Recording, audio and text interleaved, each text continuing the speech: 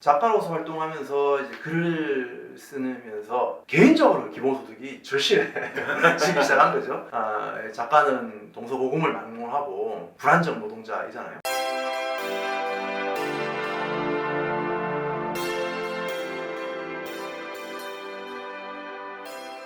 영국 작가 조지 오웰은 나는 왜 쓰는가라는 매우 직설적인 글에서 좋은 산문은 유리창고 같다. 내가 맥없는 책들을 쓰고 현란한 구절이나 의미 없는 문장이나 장식적인 형용사나 허튼 소리에 현혹되었을 때는 어김없이 정치적 목적이 결여되어 있던 때다. 이렇게 고백합니다. 글쓰기의 의미와 사회적 책임에 관한 말들입니다. 오늘은 다양한 주제를 다루면서 이런 글쓰기의 의미와 사회적 책임을 다하려는 오준호 작가와 말씀 나누도록 하겠습니다. 예, 논픽션 작가 오준호님 나오셨습니다. 고맙습니다. 안녕하세요. 작가 오준호입니다.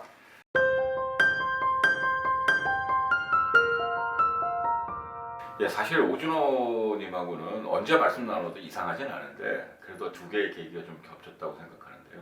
하나는 이따 말씀 나누겠지만 평등이라는 책을 얼마 전에 내셨고, 그다음에 그 직전에 기본소득 좀 아는 10대? 뭐 이런 책도 내셨는데 최근에 기본소득이 워낙 또 뜨고 뭐 기본소득 당도 생기고 그래서 오준호 작가님 모시고 기본소득도 한번 얘기해봐야지 했는데 갑자기 뭐 책 얘기하면 재미없을 것 같으니까 본인 이야기부터 하죠. 본인은 어쨌든 논픽션 작가라고 소개하는데 오준호 그는 누구인가? 이렇게 물으면 어떻게 대답하시겠어요?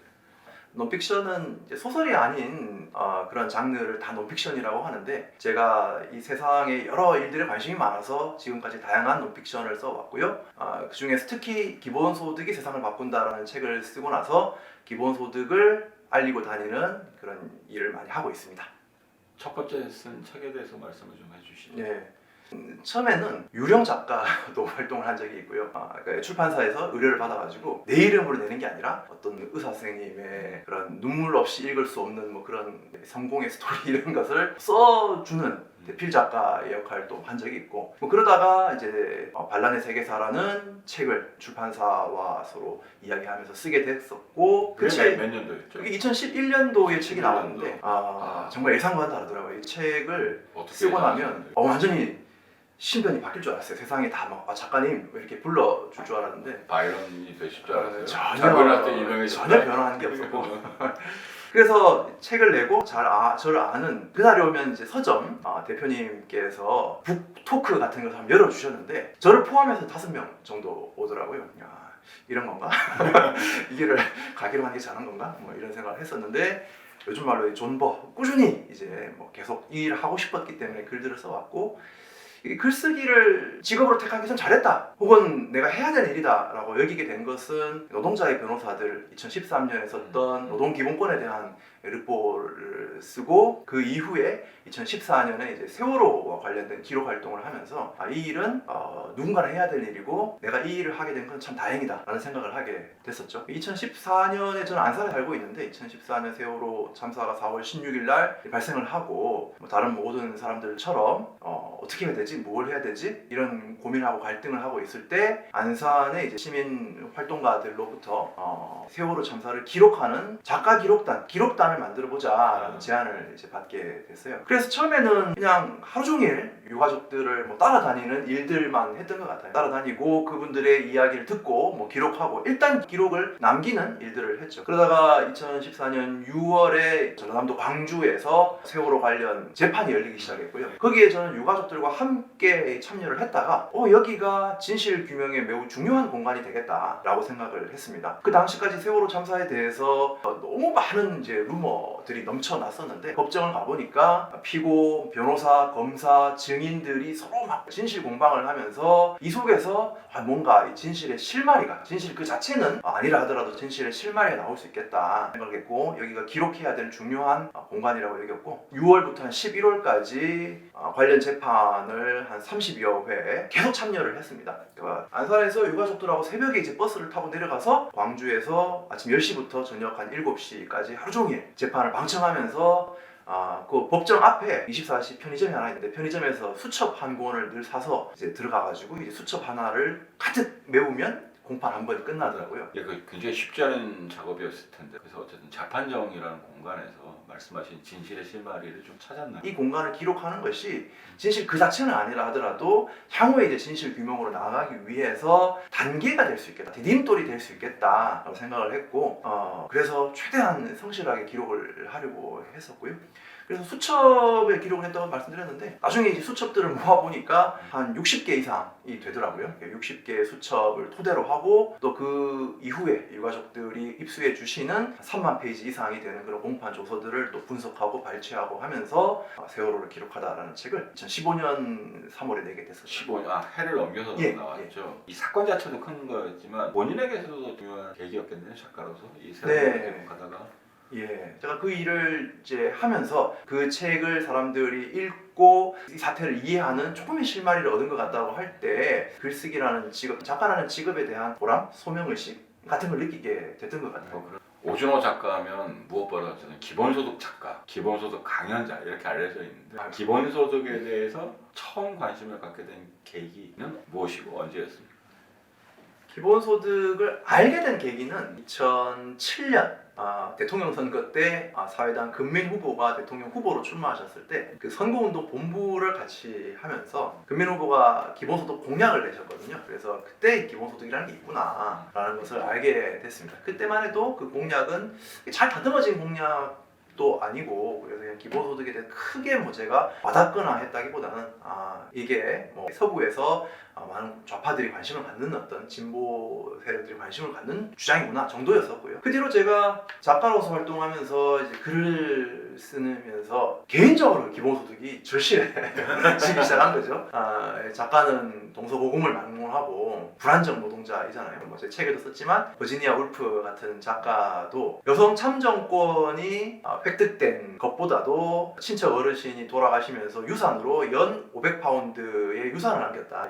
이것이 더 기뻤다고 얘기를 할 만큼 작가에게 생활의 안정이라는 것이 되게 중요한 것이고 그걸 위해서 기본소득이 꼭 있으면 좋겠다. 내가 예전에 기본소득에 대해서 들었고 기본소득에 대해 관심도 갖고 있었는데 이제는 절실하게 기본소득을 내가 받아야 되겠고 그러기 위해서 기본소득을 알리는 책을 쓰자. 뭐 여기까지 이어졌던 게 하나가 있었고요. 개인적으로 기본소득에 더 끌렸던 이유는 저는 기본소득이 사람들에게 평등한 조건을 만들어준다는 점이 매력적이더라고요. 요즘 뭐 기생충이라는 영화 뜨면서 기생충에 나오는 이 장치들 한 가족은 반지하에 살고 또 한 가족은 저 언덕 위에 대저택에 살잖아요. 그것으로 한국 사회의 불평등을 보여주는데 이 사람들이 불평등이나 양극화에 대한 두려움은 저기 높은 곳에 사는 그 상류층 1% 혹은 10%의 대한 감정이라기보다는 내가 자칫하면 저 하위 10%가 되어서 이 지상에서 반지하로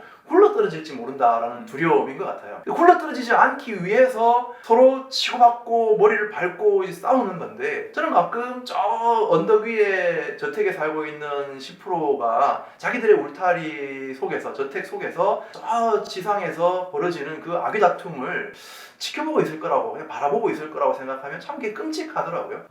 이런 조건에서는 어떤 더 나은 미래를 위한 연대라는 것도 불가능한 것인데 기본소득은 반지하에 사는 사람들조차도 우리 모두 평등한 지상에서 발 딛고 살 수 있도록 조건을 만들어주는 것이겠죠. 조건을 만들어줌으로써 이것이 함께 연대할 수 있는 여건이 되고 우리가 연대할 수 있다면은 저 울타리를 무너뜨릴 수도 있지 않을까 그런 점이 제가 또 기본소득의 매력을 느끼는 되게 큰 지점들이었던 것 같아요. 이제 이런 내용들을 사람들에게 설득하고 싶어서 기본소득이 세상을 바꾼다는 책을 준비해서 쓰게 됐습니다.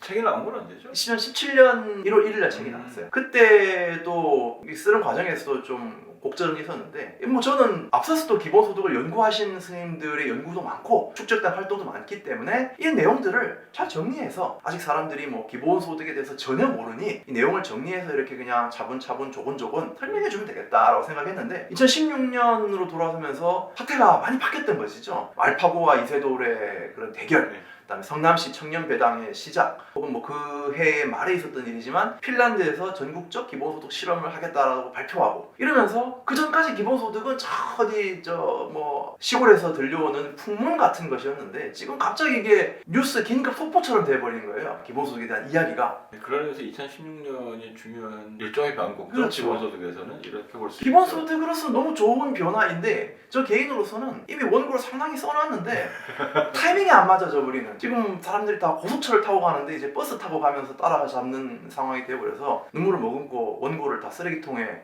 물론 뭐 원고를 컴퓨터로 쓰기 때문에 뭐 휴지통. 물리적인 쓰레기통이 아니라 그냥 이렇게 그냥 웹하드에 그냥 남겨두고 그 내용들도 좀 활용하지만 전혀 새로운 어떤 관점과 리듬으로 책을 쓰게 됐었고요.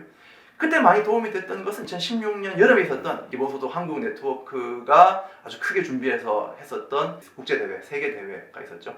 그때 많은 영감과 어떤 내용들을 좀 공부했고 뭐 그런 내용들을 적극적으로 담아서 책을 완성하게 되었습니다. 그랬을 때 먼저 버렸다고 했잖아요. 예. 새로 쓴 책의 가장 초점은 뭡니까? 기본소득을 어떤 방식으로 얘기하는 게 가장 중요한 문제죠. 일단 기본소득에 대한 사람들의 관심이 이제 커졌을 때 이것을 뭐 모호한 일회성의 관심이 아니라 아주 현실 가능하고 구체적인 대안, 그런 어떤 궤도가 지금 우리 눈앞에 있다라고 사람들을 끌어다가 이 궤도에 함께 앉히려고 했던 것이 목적이었어요. 그래서 뭐 한마디로 정리하면 기본소득은 필요하고 정당한 데 있어서 지금 충분히 현실 가능하다. 이제 지금 이미 기본소득 시대는 시작되고 있다. 이게 대세다. 라고 하는 걸 설득하려는 게 첫 번째. 그래서 책 제목도 그렇게 정하신 거군요. 뭐 처음에는 좀 우회적인 제목을 써보자라는 얘기도 있었어요. 뭐 시민에게 뭐 월급이 생긴다면 이런 우회적인 제목도 출판사와 의논했으나 이 상황이 돌직구로 가야 된다라고 해서, 또 하나는 또 기본소득에 대한 관심이 좀 커지면서 이제 사람들 사이에 기본소득에 대한 되게 오해와 반론들이 많이 나왔잖아요. 기본소득을 주면 뭐 다 게을러질 것이다, 방탕해질 것이다, 그렇게 기본소득 주다 보면 나라 경제가 다 파탄에 빠질 것이다, 이러한 어떤 우려나 오해에 대해서 좀 조목조목 그렇지 않다라고 설득하고, 또 기본소득을 관심을 지지하시는 분들이 그러한 저의 어떤 설득을 활용해서 또 주변 사람들을 설득할 수 있도록 도움을 드리고 싶은 이유도 있었던 것 같아요. 기본소득이 세상을 바꾼다는 책을 내고 나서 저 개인적으로 기본소득에 대한 사회적 관심이 커지고 있구나라고 느끼게 된 것은, 이 책을 읽고 책의 저자로서 저를 초청해서 여는 강연들이 많이 늘어났고 또 강연의 폭이 되게 커졌었어요. 처음에는 주로 공무원 선생님들이시나 복지 관련 공무원들이나 사회복지사님들이 이제 좀 공부 차원에서 저를 부르셔서 기본소득에 대한 이야기를 들으셨으면, 나중에는 뭐 시민단체, 학교, 도서관, 뭐 지역단체, 풀뿌리 모임, 노동조합까지 이 기본소득에 대한 이야기를 듣고 싶어 하시더라고요. 그래서 폭이 점점 커지면서 우리 사회 기본소득이 스며들어가고 있구나 느꼈고요. 강의해 보시면서 그 다양한 사람들이 기본소득에 대해서 알고 싶어하는 이유가 뭡니까? 유행이라서만 그런 건 아닐 테고. 이 사람들도 지금 자신들의 이 어려움이 개인의 능력이나 노력의 부족 때문이 아니라는 것을 알게 되는 것 같아요. 이제 내가 부족해서 내가 더 열심히 하지 않아서가 아니라 이 사회의 어떤 거대한 힘이나 구조 때문에 아무리 빨리 달려도 겨우 제자리에만 있거나 아니면 점점점 밀려나게 된다는 거. 아니면 넘어지거나. 예전에 그 해민 스님을 패러디한 해밑 스님이라는 분이 트위터가 인기가 있었는데 그분이 하신 말씀이 있어요. 쓰러질까봐 두려워 마세요. 이미 쓰러졌으니까요. 마치 거울나라 앨리스라는 소설에 나오듯이 이 세계에서는 2배 이상 빨리 달려도 겨우 제자리만 머무를 수가 있고 평상시처럼 달리면은 뒤로 밀려날 수밖에 없다. 그런 사회에 대한 어떤 불만, 왜 이럴까에 대한 의문이 있을 때 기본소득이 가능하고 우리의 권리라는 말씀을 들으니까 뭔가 설레임과 기대가 생겼던 것 같아요. 정말 제 강연을 들으시고 많은 분들이 강의 듣기 전에는 잘 기대 안 했는데 강의를 듣고 나서 막 마음이 너무 설레더라. 희망이 생기더라. 이 돈을 받으면 내가 뭐 하지? 우리 가족과 혹은 내 자신을 위해서 뭘 하지? 라는 것을 기대하고 희망을 가진 그 자체가 너무 행복하더라. 말씀들을 많이 하셨거든요. 그런 걸 보면서 기본소득은 이제 우리 속으로 이미 들어와 있다. 느꼈죠. 어쨌든 그 책을 쓰고 그래서 오준호 이퀄 기본소득 이런 식의 변화가 어쨌든 생기고 그래서 뭐 그런 농담도 있죠. 기본소득 한국 네트워크의 일타 강사다 뭐 이런 이야기도 있는데 최근에 어쨌든 그 청소년들을 위한 기본소득 좀 많은 10대 이런 예. 책들을 쓰셨어요. 어쨌든 몇 년의 시차가 어쨌든 예, 있는데 좀 청소년용이니까 뭐 변화된 것도 있겠지만 혹시 뭐 몇 년 사이의 변화, 그래서 예. 이 기본소득의 세상을 바꾼다 하고 새로 낸 책 사이의 차이나 이런 것들을 좀 말씀해 주시면 어떨까요? 예. 일단 청소년용으로 기본소득을 쓰자 결심을 하게 된 뭐 가장 큰 이유는 우리 청소년들이 10대들이 미래에 대한 좀 낙관을 가지고 살았으면 좋겠다라는 거였어요. 갈매기의 꿈에 나오잖아요. 이제 대다수의 갈매기들은 먹기 위해서 날아가는 거지만 오로지 되게 독특한 한 마리의 갈매기는 더 높이, 더 멋지게, 더 아름답게 나는 것을 자신 삶의 목적으로 살아가잖아요. 이미 이 10대의 노후를 고민해야 되는 그런 분위기에서는 사람들이 각자 다 자신의 생존만을 고민하게 되고 그것이 축적되면서 각자 도생은 굳어질 텐데 야 너희들의 미래에 우리들의 미래에 기본소득이 있어. 기본소득을 믿고 한번 신나게 살아보자. 신나게 한번 날아보자 라는 믿음을 가질 수 있을 때 기본소득이 실현될 가능성도 더 높아진다고 생각하거든요. 그래서 그러한 믿음을 주기 위한 것이 첫 번째가 있었고요.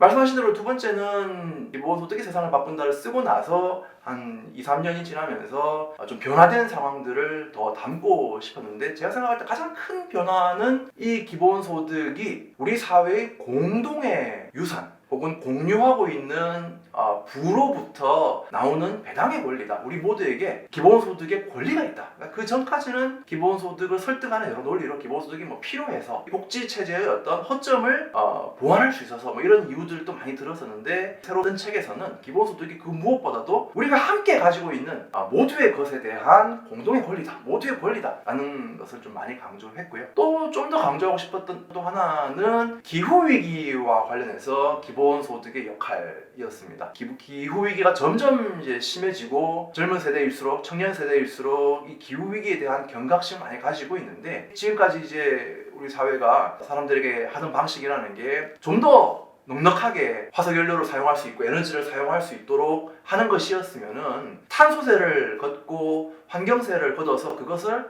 기본소득 형태로 환경 배당의 형태로 나눠줌으로써 기본소득으로 불평등에 대한 대안도 되고 기후위기에 대한 대안도 될 수 있다. 이 점을 좀 더 강조했던 것 같습니다. 예, 그렇군요.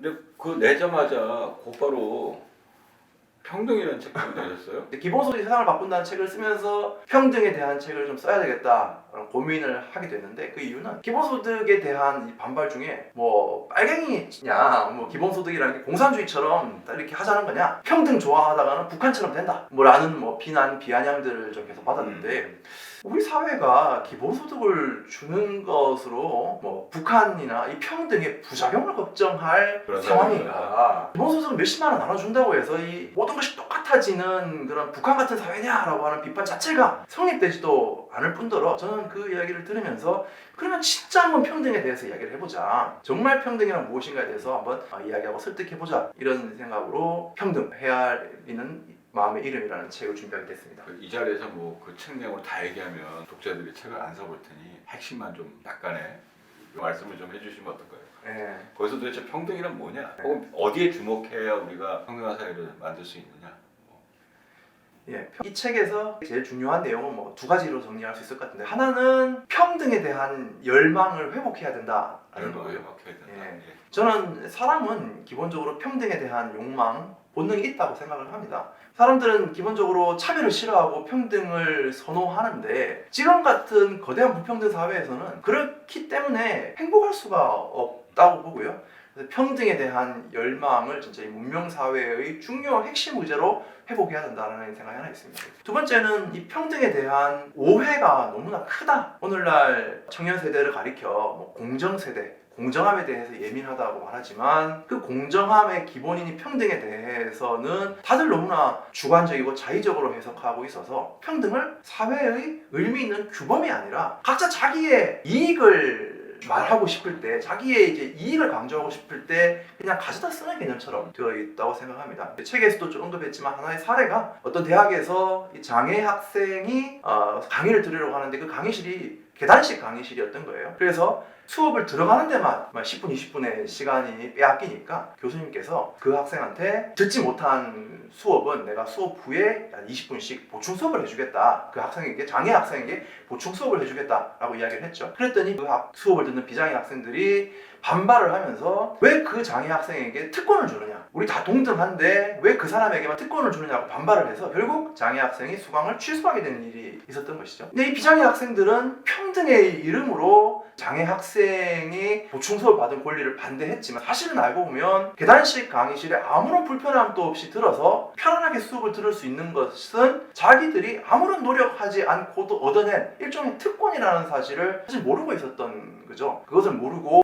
장애인들의 그 취약함을 보완해 주려고 하는 시도를 평등의 이름으로 가로막아 버렸던 아주 아이러니한 일들이 벌어졌던 거죠.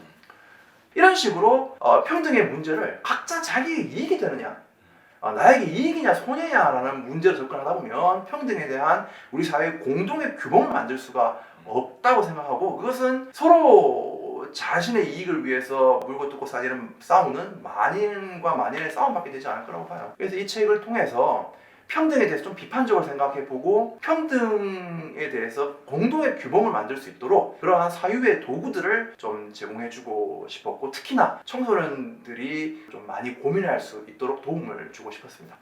평등이라는 책의 부제가 헤아리는 마음. 예. 여기에 작가가 하고 싶은 말이 있을 것 같아요. 예. 그 말로 평등을 풀어서 간단하게 말씀해 주시죠. 예. 헤아리는 마음은 논어에서 공자님이 하신 말에서 좀 힌트를 얻었는데요. 공자의 제자가 공자님한테 평생 동안 마음에 품고 실천해야 되는 것을 딱 한 가지만 가르쳐달라. 참 그 사람도 그렇죠. 한 가지만 얘기하는. 평생을 공자님이 이것저것 가르쳐줬는데 그냥 딱 한 가지만 정리해달라고 하는데 공자님이 또 거기에 대해서 바로 대답을 해줘요. 헤아릴 서다 라고 얘기를 해주십니다. 그러면서 내가 당하고 싶지 않은 일을 남에게 하지 말라. 기소불역, 물시어인이라는 말과 함께 해주시는데요. 이 평등이라는 개념이 되게 근대적인 개념이긴 하지만 그래도 타인의 어떤 처지 상황을 함께 헤아려서 서로 헤아려서 우리 모두가 같이 실천할 수 있는 규범을 만드는 것, 그러기 위해서 사유하고 토론하고 규범을 함께 만들어가는 것, 이게 평등에 다가가는데 매우 중요한 태도라고 생각을 합니다. 그래서 그 책의 이제 마지막에도 우리 청소년들에게, 이 책은 청소년 대상의 책이기도 해서 그렇게 조금 조언을 했는데요. 평등에 대한 이야기를 읽는다고 해서 청소년들이 당장 평등을 막 실천하고 사회의 평등을 만드는 것은 어렵다 하더라도 그 출발점은 우리 주변에 있는 일들을 사람들과 함께 평등한 규칙, 평등한 규범을 만들어가기 위해서 토론해보자, 거기서 출발해보자 라고 제안을 했어요. 헤아리는 마음을 자신의 기본적인 어떤 관점으로 가질 때 평등에 더 다가갈 수 있다, 그런 걸 강조하고 싶었습니다. 이 책과 관련해서 한 가지 더 여쭤보면 기승전 기본소득 같은 느낌으로 저는 평등과 기본소득을 연결시켜서 설명하시는 게 책의 뒷부분인데 네. 어떻게 연결하고 계신 거죠? 예.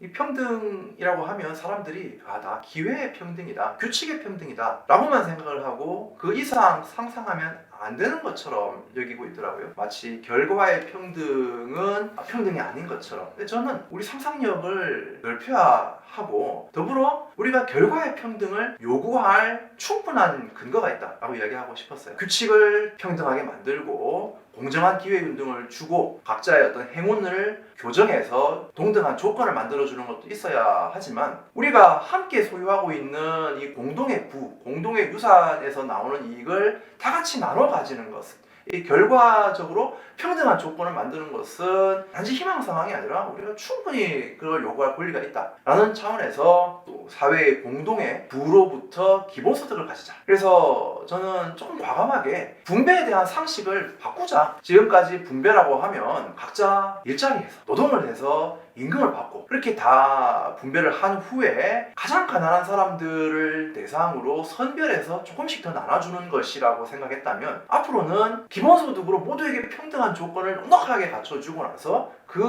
위에서 각자 더 노력을 하거나 기여한 것에 대한 보상을 주는 방식으로 분배 상식을 확 바꾸자, 이런 것을 상상해보자, 그 이야기를 하고 싶었습니다. 예, 그러면 진짜 마지막 질문인데 앞으로 어떤 책을 쓰실 생각이십니까?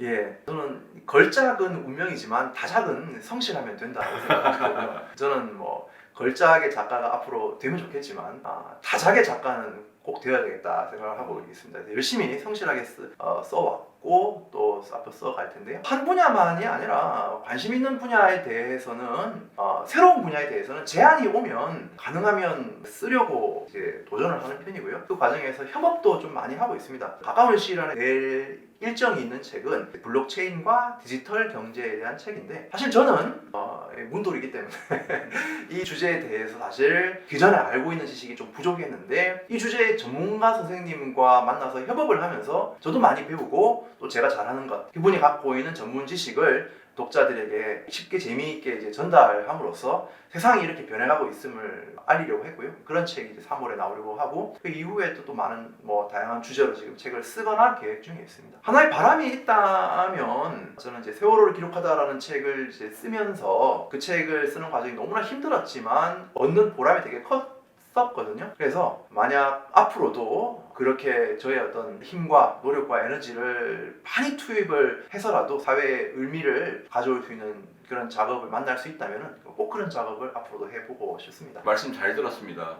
다양한 주제에 대해서 그것도 성실하게 글을 쓰시는 오준호 작가의 앞날, 그러니까 새로 나올 책, 새로 쓸 글, 그다음에 새로운 강연들을 기대하면서 저뿐만 아니라 독자들도 기대할 것 같고요. 오늘 나와주셔서 감사합니다. 네, 열심히 쓰겠습니다.